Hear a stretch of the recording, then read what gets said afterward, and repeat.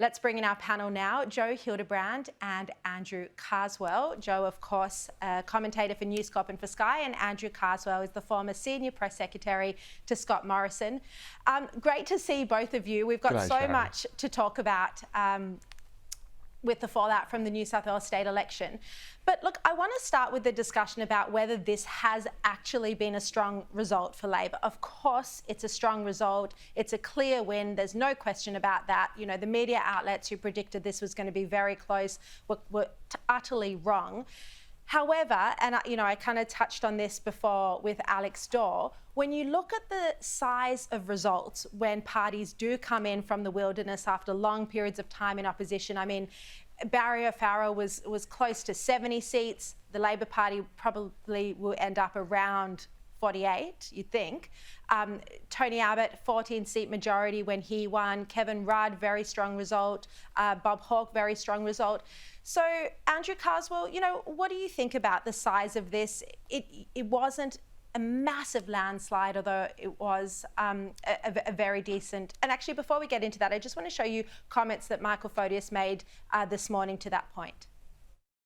It's not so much the landslide that we saw federally or in Queensland or West Australia or Victoria when there were changes of government.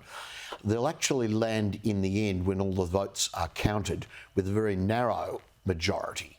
Labor will end up having a number of seats in the high 40s and the coalition will have a number of seats in the 30s. That's completely a different landscape to what you've seen in Canberra, Melbourne, Brisbane and Perth. Andrew Carswell? Yeah, for a landslide, it seems that they are only going to scrape over the line.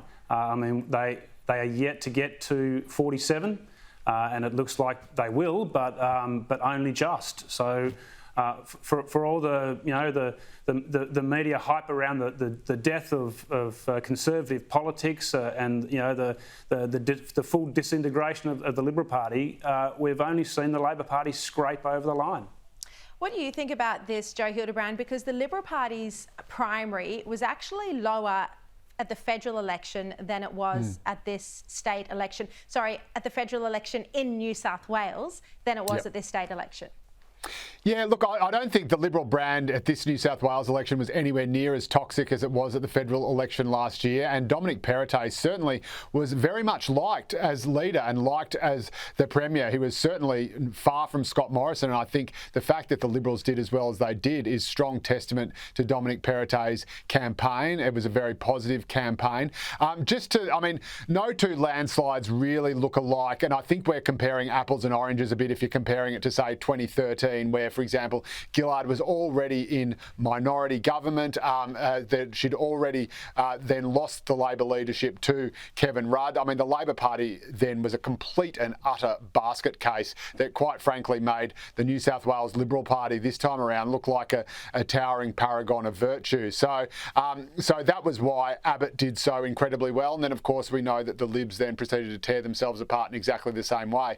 Likewise, in 2011, the Labor Party had been in power for 16 years, so that is one extra term, and the common perception among politics watchers in New South Wales is that Labor very much won one term too many when Morris Yema won in 2007. Again, they then went through a sort of, 10 leaders falling like 10 pins, and of course we know what happened next. So I think this was a very good win by Chris Minns. The fact that the margins in all of these seats that are toppling were between 6, 7, 8, 9, 10%, even higher when you look at somewhere like Terrigal.